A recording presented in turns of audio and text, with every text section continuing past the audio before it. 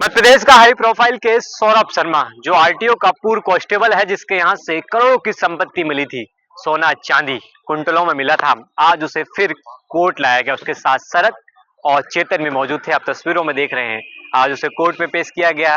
जज के सामने पेश होने के बाद क्या वकीलों ने कहा, उसके बाद लोकायुक्त ने क्या पूछताछ की, क्या जज को बताया, कोर्ट के अंदर क्या चीजें हुई, वो आपको मैं एक एक पॉइंट करके बताऊंगा। उससे पहले परिचय। नमस्कार, मैं हूं राघव शर्मा, आप देखना शुरू कर चुके हैं द लपेटा।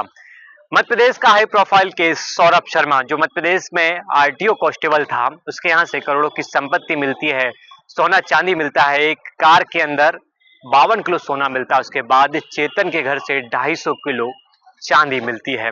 आज जो तीनों को कोर्ट में पेश किया गया। कोर्ट में पेश होने के बाद लोकायुक्त ने, आपको बता दें कि पहले 28 तारीख को जब चेतन और सौरभ और शरद को कोर्ट में पेश किया था, उसके बाद लोकायुक्त ने 6 दिन की रिमांड मांगी थी। उसके बाद 4 फरवरी तक उन्हें रिमांड पर रखा था। आज रिमांड खत्म हो गई थी, उसके बाद उन्हें कोर्ट में लाया गया। कोर्ट में लाने के बाद जज ने पूछताछ की कि क्या इन्होंने बताया। उसके बाद लोकायुक्त को सबसे पहले कोर्ट के अंदर फटकार लगी। फटकार का कारण था कि लोकायुक्त जो पूछताछ कर रही थी तीनों लोगों से, वो लीक बातें कैसे हो रही थी। जज ने कहा कि समाचार पत्रों में ये खबरें क्यों आ रही थी कि सौरभ ने ये बताया, चेतन ने ये बताया, शरद ने ये बताया, ये कैसे लीक हो रही थी। जब बंद कमरे के अंदर तीनों से पूछताछ चल रही थी तो समाचार पत्र उसको प्रकाशित कैसे कर रहे थे। इसका मतलब कहीं ना कहीं चीजें लीक हो रही थी। तो इसको लेकर जज ने लोकायुक्त को फटकार भी लगाई और कहा कि जब बंद कमरे में पूछताछ चलती है, इतना हाई प्रोफाइल केस है, तो इसके कैसे आप इसको लीक कर सकते हैं। उसके बाद लोकायुक्त से पूछताछ की गई। उसके बाद वकीलों से, सौरभ के वकील थे वहां पर, चेतन के वकील थे, कोर्ट ने उनसे बातचीत भी की। उसके बाद तीनों आरोपियों को न्यायिक हिरासत में जेल भेज दिया गया। उसके बाद अंदर क्या हुआ वो भी आपको बता देता हूं। कोर्ट में एक चीज और हुई। कोर्ट में ये कहा, अभी तक जो लोकायुक्त पूछताछ कर रही थी, लोकायुक्त ने आगे की रिमांड नहीं मांगी है।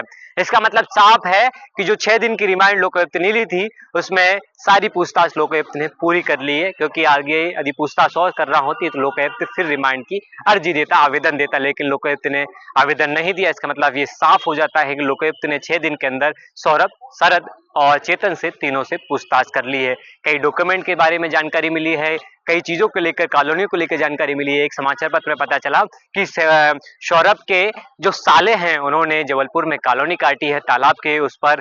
तो कई चीजें निकल कर सामने आई है, लेकिन कोर्ट में वो चीजें रखी गई हैं या नहीं रखी, ये सौरभ के वकील ने अभी खुलकर बताया नहीं है।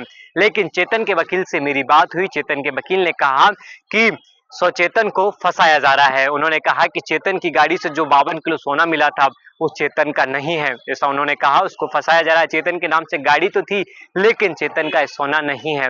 वो शरद के यहाँ सिर्फ एम्प्लॉय था, काम करता था, कर्मचारी था। जो सौरभ के यहाँ पर, माफ कीजिएगा, ये तीनों दोस्त थे। उन्होंने कहा, मैंने कहा कि कब से परिचय था, उन्होंने उसका भी जवाब नहीं दिया। मैंने कहा कि गाड़ी उनकी थी तो पता क्यों नहीं लगा उनको कि उस गाड़ी में सोना चांदी जा रहा है, क्या जा रहा है, तो पता करना चाहिए। उन्होंने कहा कि इस गाड़ी का उपयोग सबसे ज्यादा सौरभ करता था। तो अब चीजें खुलकर निकल के क्या आती हैं। लेकिन एक इसमें दिलचस्प बात ये सामने निकल कर आ रही है कि अब इस मामले में ईडी की एंट्री हो चुकी है।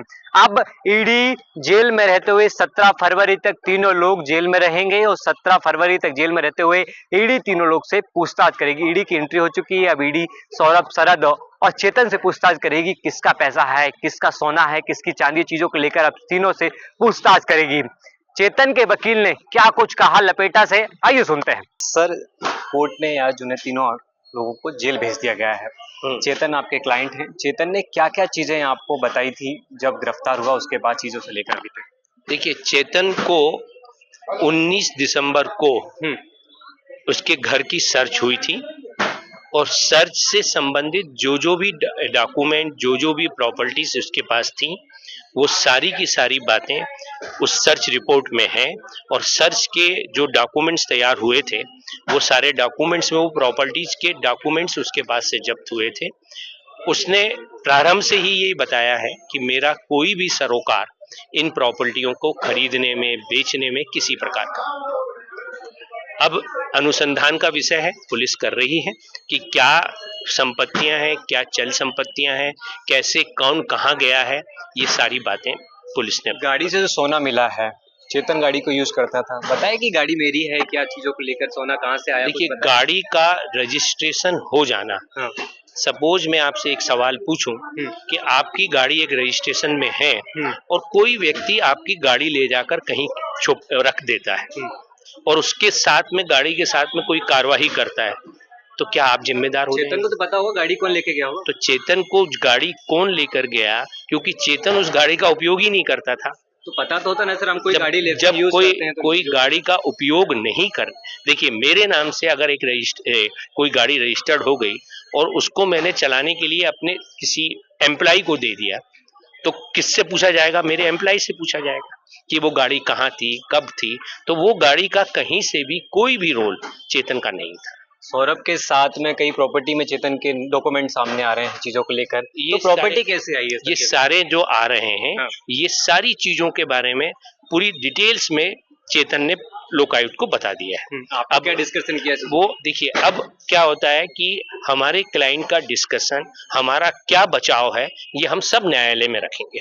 न्यूज़पेपर में जो खबरें आ रही हैं उसको लेकर आप क्या कहेंगे? न्यूज़पेपर में की खबरों के बारे में, वैसे भी न्यूज़पेपर की खबरें कोई एविडेंस नहीं होता है, सब लोग अपना मिर्च मसाला लगाकर अपनी खबरें छाप सकते हैं। उसके लिए ठोस एविडेंस होना चाहिए, तब बात। अभी हम कस्टडी, हमारा जो क्लाइंट है कस्टडी में, बेल पर उसकी तैयारी करेंगे। बेल पर आ जाने के बाद क्या उसके साथ है, पूरी सारी कहानी सामने आ जाएगी। मतलब आपको ये लगता है कि चेतन को फंसाया जा रहा है? चेतन को पूरी तरह से फंसाया जा रहा है। सौरभ का हाथ है इसमें पूरे में? अब मैं ये नहीं कह सकता कि किसका हाथ है, जब हाँ। तक कि मेरे सामने पूरे डॉक्यूमेंट और पूरा इन्वेस्टिगेशन नहीं आ जाए।